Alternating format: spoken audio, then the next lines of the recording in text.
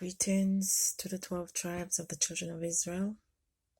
In the name of Jehovah, our Creator, and Jesus Christ of Nazareth, our King, Lily of the Valley here. And today we're showing you how sin is introduced to the children of Israel by our own people, their parents, by celebrities, Judas Iscariots. Now this is Synchro head coach Jamaica, a conversation with Jamaica's Synchro head coach about Beyonce's film Black is King. And you're going to see in the description box how a lot of that is linked to sorcery, magic, introduced by heathens and pagans. When our Bible says, learn not the customs of the heathen, this is how they come and they introduce these things to the holy children to cause them to lose their salvation. So the Island Aquatic Synchro Club based in Kingston, Jamaica, coached by double Olympic gold medalist Olga Novokshchenova. And that person is Russian. Don't know if they're with Jamaican, but they're in Portland. So remember that our Bible says, nakedness and things dedicated to idols, we must not do. Now, the Olympic Games is dedicated to Zeus and to ancient Greek idols. They're teaching them in school on the mythology. They're teaching yoga. Notice the moves and the African ancestor worship. So I'm going to link a lot of the ways in which our people are led to their own destruction unknowingly by participating in things like the Olympic Games. If it's a football game by itself, dedicated just for playing soccer, okay. But something that's held every 4 years to honor Zeus and idols, you're not to participate in that, and your children. Notice a lot of Olympians, they're very much into sorcery as well because of the money that comes with it, because for the love of money a lot of our people perish and do things. So the Olympics was around 776 BC, and it's legend had it that Hercules, the Roman Hercules or Heracles, son of Zeus, and the mortal woman Alcmene founded the games, by which by the end of 6th century BC had become the most famous among all Greek sporting festivals. The ancient Olympics were held every 4 years between August 6 and September 19 during a religious festival honoring Zeus. So see, it's right there, it's honoring Zeus. And the games were named after for their location at Olympia, a sacred site located near the western coast of the Peloponnese Peninsula in southern Greece. Their influence was so great that the ancient historians began to measure time by the 4-year increments between the Olympic Games, which were known as Olympiads. And it has to do with also the Bacchus and the Bacchanals that you see a lot of our people participating for their own destruction. Also, you see on the Barbados flag the trident, and that has to do with those pagan idols as well. So you're gonna look at these. I'm gonna try and link it, Beyonce and the Baphomet, because a lot of these games and celebrities aren't athletes. Even that name comes from ancient pagan origins. So don't have your children participate in that. Don't call your children kids. Kids are for the Baphomet and the goat. We are the children of Israel. Call your children children again, because we're in the time now where the sheep is going to be separated from the goats and righteousness from unrighteousness. That's where we're at right now.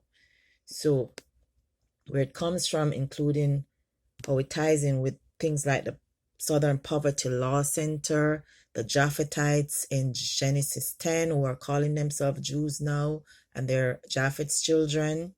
All of this was prophesied, it's not new.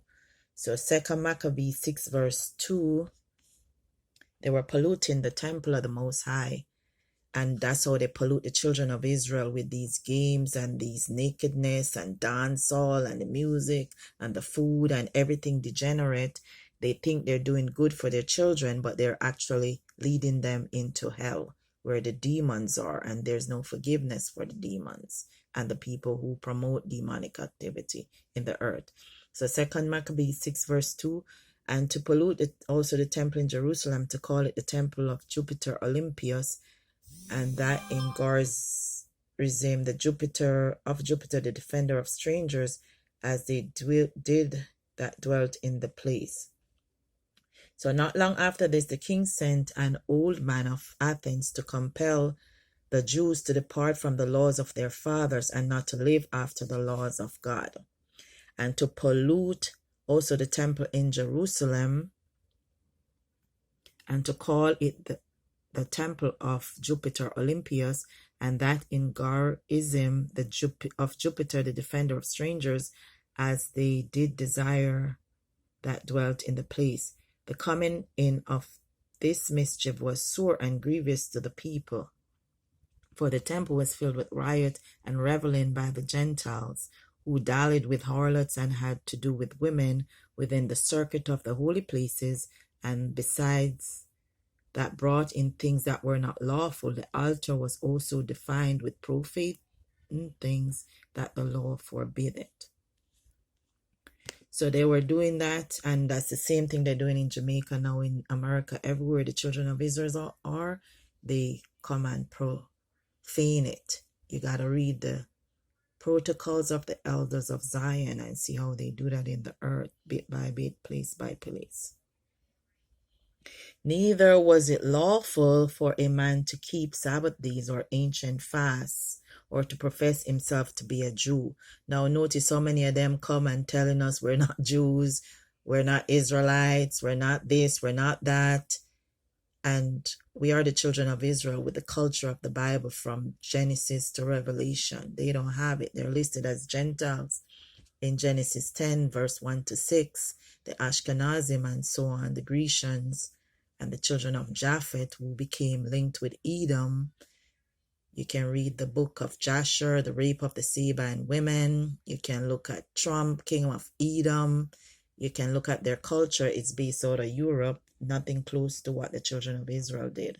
But they have places like the Southern Poverty Law Center, who tells you that we're a hate group. If you call yourself Hebrew, Israelite, or you're from the Bible, they classify you as a hate group. This is the same thing their forefathers did in 2 Maccabees chapter 6 verse 6. Neither was it lawful for a man to keep the Sabbath days or ancient law fasts, or to profess himself at all to be a Jew. So they're just repeating the same thing every few generations.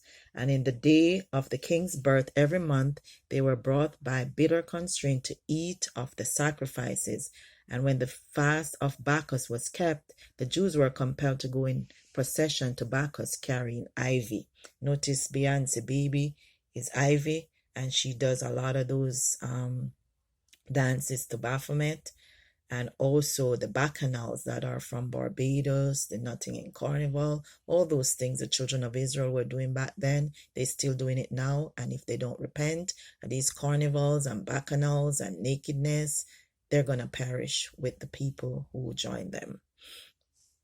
Moreover, there went out a decree to the neighboring cities of the heathen by the suggestion of Ptolemy against the Jews, that they should observe the same fashions and be partakers of their sacrifices, and those who would not conform themselves to the manners of the Gentiles should be put to death.